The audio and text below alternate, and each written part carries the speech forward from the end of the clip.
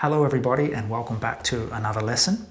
In this session, I want to share with you 4 exercises that helped me immensely to improve my gypsy jazz picking technique. Now, these exercises are not musical, but they're very effective training techniques. And with that, let's dive right on in.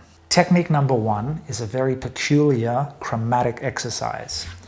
And the important part about it is the right hand picking in this order. Down, up, down, down, up, down. You have to memorize that. Down, up, down, down, up, down. So the left hand, just to get that out of the way, is going to go like this. For now, that's all we're going to do. Chromatic up 4, chromatic down 4. And the essential part to focus on is this. Down, up, down, down, up, down.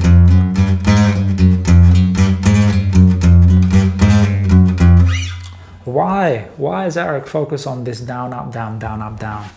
The reason is upstrokes, while they're not the predominant stroke, they're super important to develop your sound with, so you can get a sound with the upstroke. But that double down is so important when playing melodies fast or slow within the style. Even improvising, this double down in between the ups and downs for me was the key to opening the door to start to have the feeling of swing come into my phrases for gypsy jazz. So the exercise itself just goes chromatically through all the strings, and when you get to the high E string, just come across one and go backwards and come all the way up and then across one and all the way down. For example, like this.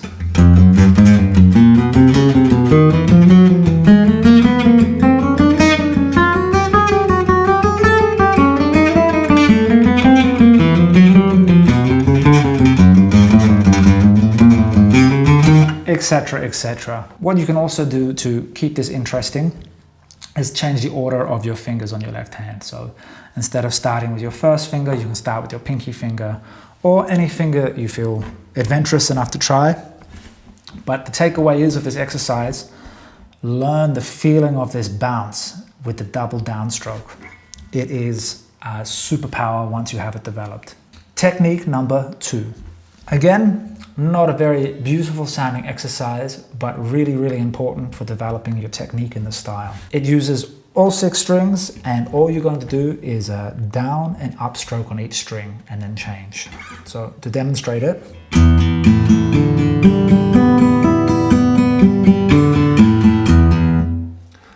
Doesn't seem like much, right? But it's really important that when you do it, you're relaxed. And it's really important that when you do it, you're able to do it quickly, but stay relaxed. And you want to be accurate. You don't want to have like these kind of weird, not very accurate attacks on the string happening. So start slow and build up speed, and just develop this down, up, down, up, down, up as you're going through the strings.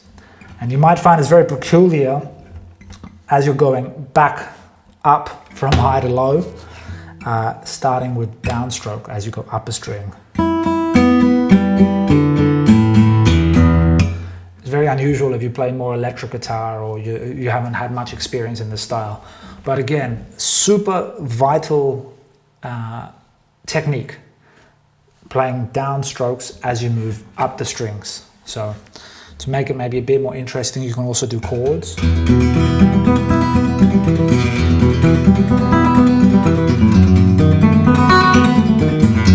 Whatever you want, but don't get too carried away with the left hand. We're developing your picking, and right now we're focusing on this right hand. Don't underestimate these. They're really powerful tools. Exercise number 3 was shown to me by my great guitar hero, Sebastian Gignot.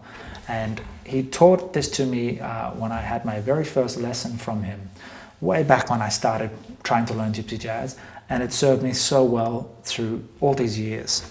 So it's just a minor arpeggio. You can do it with major too, that's not important. What is important is that you have the metronome going and you play these different rhythm values over the arpeggio.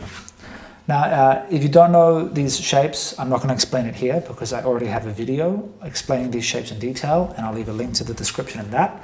I just want to show you the essence of this exercise. So you have your metronome like 1, 2, 3, 4, And the first time you just play on every beat. So 1, 2, 3, 4.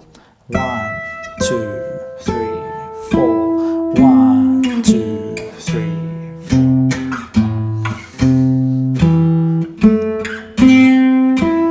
All downstrokes. And now we do it slightly faster.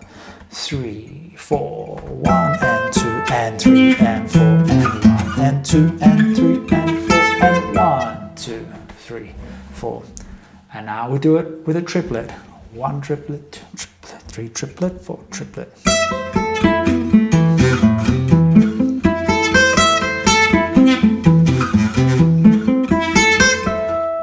And then you do it with 16th notes, 1 E ender, 2 E ender, 3 E ender, 4 E ender.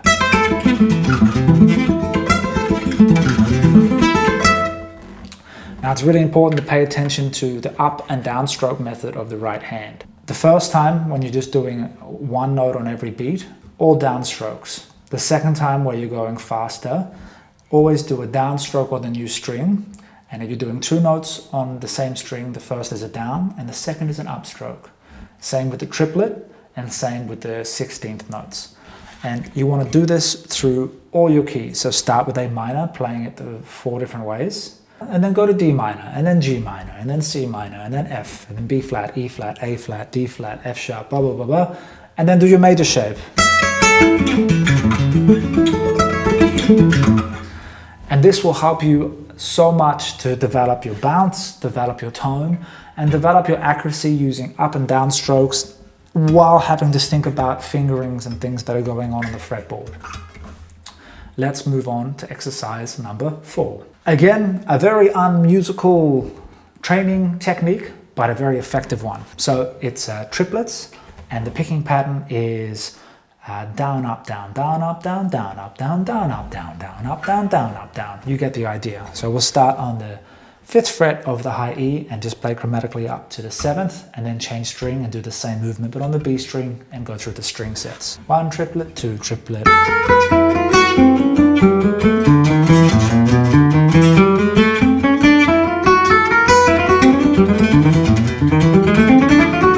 And what's really cool about this is it teaches you how to do these kind of fine, quick up downs while still having the bounce. You need to bounce onto the next string.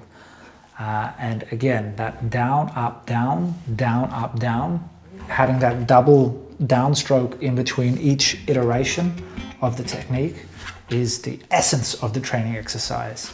You want to be able to hit that downstroke with bounce, relaxedness, and you're not forcing it, it's gravity doing it, you're just controlling the fall of gravity. I hope that makes sense. And with that, it brings us to a close of this lesson here on YouTube. Now, it's going to continue over on my Patreon, where we're going to dive a lot deeper into variations of these techniques and different ways of developing your gypsy picking and this sort of infamous bounce I've mentioned so many times in the video. So if you're curious about that, I'll leave a link to it in the description. Let me know in the comments which of these 4 are your favorite, and if you have a favorite picking technique development exercise that you like to do, let me know what it is. I'd love to check it out.